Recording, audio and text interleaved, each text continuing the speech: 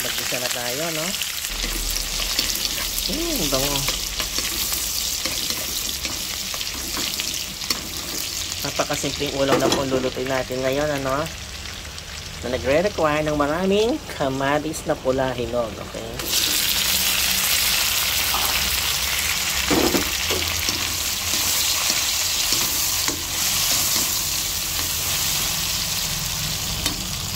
Lutuing mag-iigi ang kamatis. Siguro mga 10 minutes. Yan. Pag ganyan na po yung kamatis natin, dudurugin natin siya.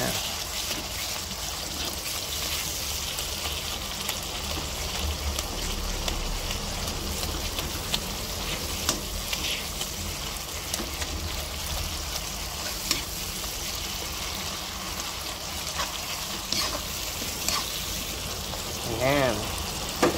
Then, i-add natin ang ating scrambled egg. Yan. Ang tawag po dito ay tolchas. Yan po ang ulam natin. Pabayaan muna po natin maluto ng konti yung ating itlog na. Ganyan na medyo. Halu-haluin na natin ng konti ang ating tolchas. Sabihan pa natin maluto. Ayan, dry na konti. Tikman na natin ating tolchas. Ayan.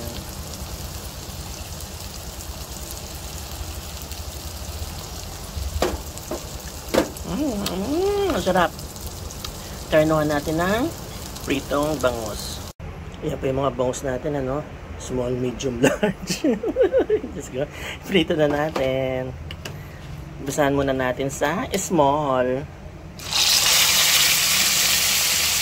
Then medium. Then large. Ay! Bumuka na yung isa. Balik na rin na natin.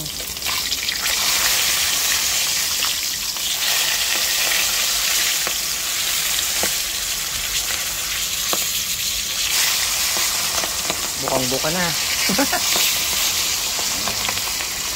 Ay, luto na. Hangutin na natin.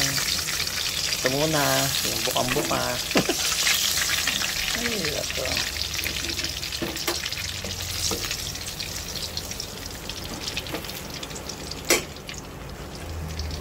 Ayan.